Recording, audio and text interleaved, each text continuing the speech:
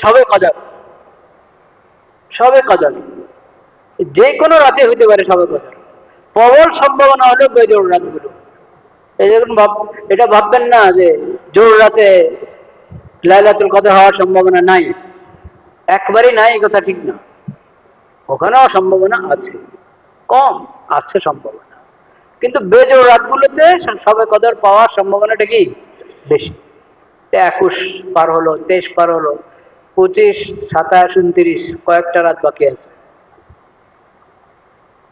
25-এর রাত মানে কি? 25 দিন, দিন দিবাগত রাত নাকি? 24-এর দিবাগত রাত, এটা হলো 25, এটা 25 আর 22-এর দিবাগত রাত হলো 23, 28-এর দিবাগত রাত হলো 29। সামনের কয়েকটা বেজোড় রাত এবং জোড় রাত সবগুলোর মূল্যায়ন করি, যথাযথ মূল্যায়ন করি। আর যারা এতেকাফে বসতে পেরেছি, এতেকাফে যদি আছি আমি, তাহলে তো আলহামদুলিল্লাহ। যদি এতেকাফের হক আদায় করতে পারি, তাহলে আশা করা যায় ইনশাআল্লাহ শবে কদর পেয়ে যাব। শবে কদর পাওয়া, এটার একটা ফিকির থাকতে হবে। কেন ফিকির থাকতে হবে? কারণ শবে কদরের বরকত থেকে যে বঞ্চিত, সে আসলে বঞ্চিত। হাদিস শরীফে এসেছে, এই রাতের বরকত থেকে, শবে কদর বা লাইলাতুল কদরের বরকত এবং ফজিলত থেকে যে বঞ্চিত হয়েছে, সে আসলে বঞ্চিত। তো আমরা কি আসলে বঞ্চিত হতে চাই? না, আল্লাহ আমাদেরকে হেফাজত করেন। আমরা এই রাতের বরকত চাই। এই বরকতের রাত, এই রাতের বরকত পেতে হলে আমাকে ফিকির করতে হবে, চিন্তা করতে হবে, ভাবতে হবে, দোয়া করতে হবে, আল্লাহ শবে কদরের বরকত যাতে আমি পেয়ে যাই। কোনো একটি রাত আমি উদাসীন না থাকি। উদাসীন যদি থাকলাম, রাত পার হয়ে গেল উদাসীন অবস্থায়, মাগরিবটা জামাতে পড়া হলো না, মাগরিব জামাতে পড়া হলো না কোনো এক রাতে, তো হতে পারে আমি শবে কদর থেকে বঞ্চিত হয়ে গেলাম। মাগরিব, এশা, এই তারাবি, বিশেষ করে মাগরিব এবং এশা মসজিদে জামাতের সাথে আদায় করা এবং তারাবির নামাজ আদায় করা, আর তেলাওয়া, তাহাজ্জুদ, দোয়া, জিকির, মানে উদাসীন না থাকা। যে কোনো রাত্রে যদি আমি পুরো রাত বা রাতের অধিকাংশ অংশ উদাসীন থাকলাম, গুনাহে লিপ্ত থাকলাম, তাহলে আমি শবে কদর পাওয়ার আশা করতে পারি? আল্লাহুম্মা ইন্নাকা আফুউন তুহিব্বুল আফওয়া ফাআফু আন্নী। আল্লাহুম্মা ইন্নাকা আফুউন, আল্লাহ আপনি তো ক্ষমাকারী, ক্ষমা করেন আপনি, ক্ষমা করাকে পছন্দ করেন, আপনি ক্ষমা করাকে ভালোবাসেন এবং ক্ষমা করতেই থাকেন। তাহলে ফাআফু আন্নী, আল্লাহ আপনি আমাকে ক্ষমা করে দেন, আমাকে ক্ষমা করে দেন। শবে কদরের দোয়া যদি মনে হচ্ছে যে আচ্ছা আজকে রাতটা মনে হয় আল্লাহর রহমতে শবে কদর এর বরকত চলছে, হ্যাঁ, ওইরকম যদি ধারণা হয়, তখন আর এমন সম্ভাব্য সব শবে কদরে এই দোয়া করতে পারি, আল্লাহুম্মা ইন্নাকা আফুউন তুহিব্বুল আফওয়া ফাআফু আন্নী। রমজানের দিন এবং রাত, বিশেষ করে শেষ দশকে যদি গুনাহ থেকে না বাঁচি, আমি অহেতুক অর্থের কাছ থেকে না বাঁচি, তাহলে শবে কদরের বরকত পেয়েছি এই আশা তো করা মুশকিল।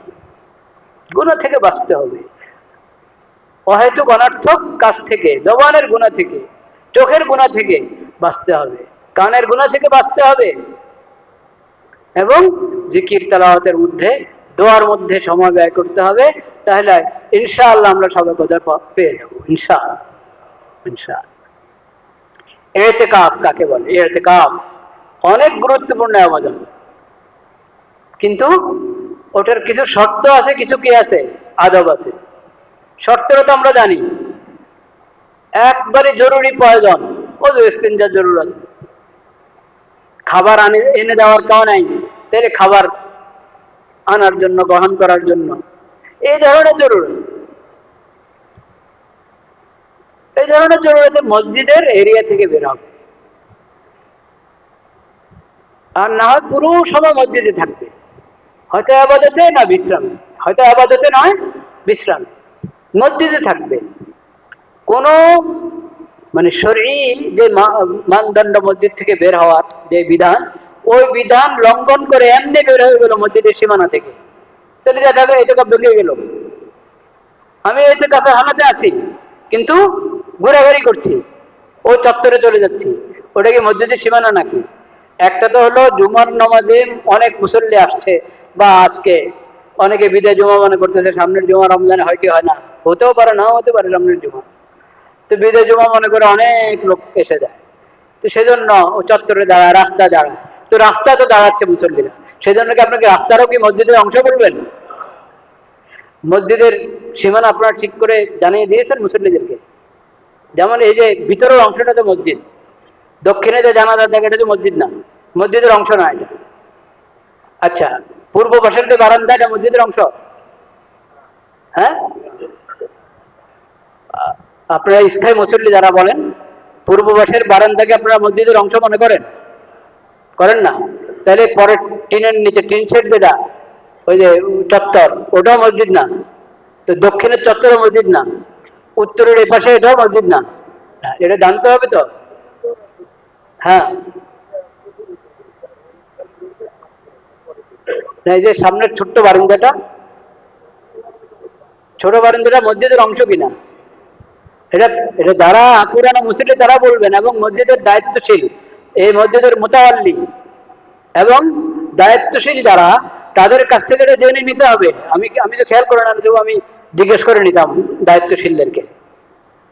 এটা হলো প্রথম হলো মোতাওয়াল্লি কতটুকু নিয়ত করেছেন, এরপরে যখন বাড়ানো হলো, বর্ধিত অংশ যারা বাড়ালেন তারা কি নিয়ত করেছেন এবং কি ঘোষণা করেছেন, ওটার উপরে নির্ভর করে বিষয়টা। বুঝতে পেরেছেন?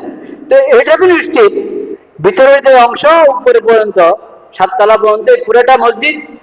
মোতাকিবদেরকে আপনারা কোথায় রাখছেন? কোন জায়গায় থাকে মোতাকিবরা? শো কোথায়? দোতলা, ওখানে, সেটা মসজিদ। এটা তো পুরো সাততলা, তো পুরোটাই মসজিদ। কিন্তু কথা হলো বাইরের দক্ষিণের চত্বর, পূর্ব পাশে টিন দিয়ে ইয়ে করা সেই চত্বর, এগুলো তো মসজিদ না, মসজিদের অংশ না। মোতাকিব সেখানে যাবে না, উনি জরুরতের কারণে ওয়াশরুমে যাবে, ওযুখানা যাবে, সেখানে তো যাবে, সেটা জরুরতের কারণে। কিন্তু এমনি কতক্ষণ আর বসে থাকবো, একটু ঘুরে আসি, তো ঘুরতে গিয়ে যদি আপনি দক্ষিণের চত্বরে চলে যান, পূর্ব পাশের চত্বরে চলে যান, তো এটা মসজিদের সীমানা থেকে বাইরে হয়ে গেলেন। মসজিদের সীমানা থেকে কোন যৌক্তিক কারণ, যেই কারণে শরীয়ত বের হতে বলেছে মসজিদ থেকে, সেই কারণ ছাড়া যে সীমানা থেকে বের হবে তার ইতিকাফ শেষ, ভেঙে গেল ইতিকাফ।